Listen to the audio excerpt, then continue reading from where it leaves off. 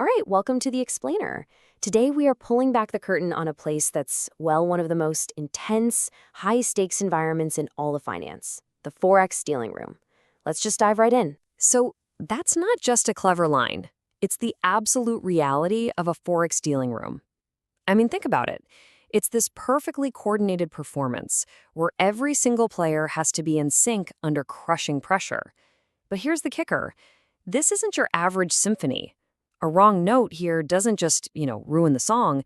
It can actually shake the foundations of the entire financial system. Okay, so what's the point of this whole financial orchestra anyway?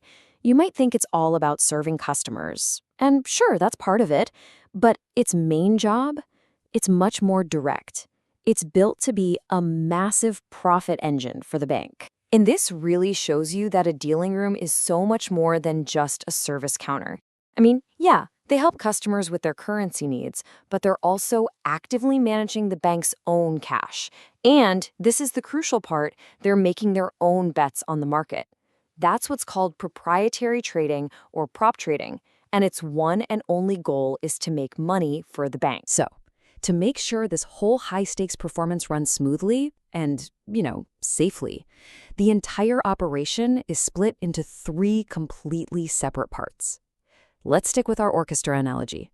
You've got the musicians, you've got the conductors, and then you have the absolutely essential backstage crew. Okay, so the whole operation is built on this three-part structure. First up, you've got the front office. These are our star performers, right? The dealers out there making the trades. Then you've got the mid-office.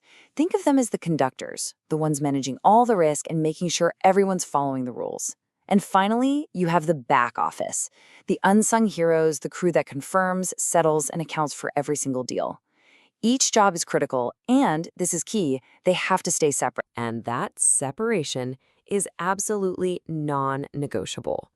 The number one rule, the cardinal principle of any dealing room is this. The people making the deals can never, ever be the same people who verify and settle them. Why? Well, it's pretty simple. It stops a tiny human error from turning into a total disaster. And it's the best way to prevent fraud before it even has a chance to start. It's like one team plays the game and a completely different team keeps the score. No exception. All right, let's head to the front office. It's time to zoom in on the dealer. This is our star soloist, the one walking a tightrope where a single wrong move, just one slip, could wipe out millions in profit in the blink of an eye. So, a dealer is basically juggling two things all day long. The first one is called the funds position.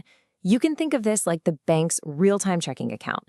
The dealer has to make sure that the money coming in perfectly matches the money going out.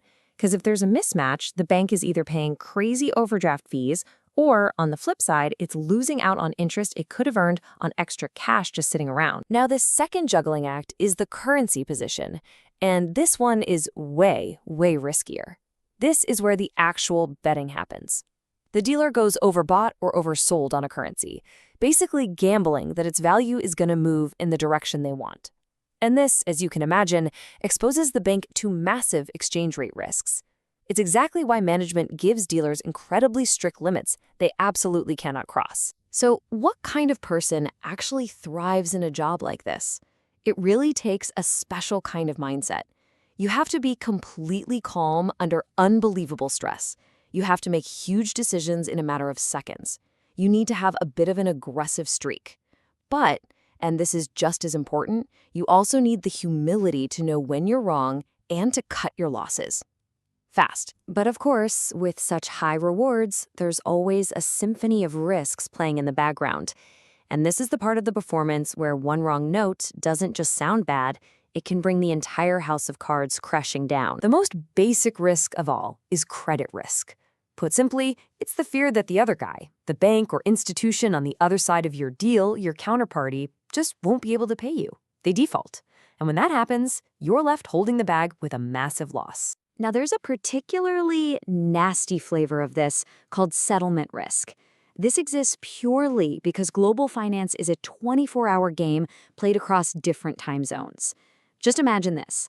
You send a huge payment to your counterparty in Europe, but before their bank in New York even opens for the day to send you your money back, they go bankrupt. You've paid, but you get absolutely nothing in return. The money's just gone. And look, this isn't some textbook theory. This really happened. The most famous case was so bad it actually gave this risk its name, Herstatt risk. It all comes from the collapse of a German bank, Bankhaus Herstatt, way back in 1974. And when it happened, it sent absolute shockwaves across the entire globe. So here's how it all went down, step by step. A bunch of banks in Germany sent their Deutsche Marks over to Herstatt Bank for a currency exchange. Simple enough. They were just waiting to get their US dollars in return. But because of that time zone lag, German regulators swept in and shut down Herstatt Bank after it had already received all the German currency, but before it had a chance to pay out the US dollars.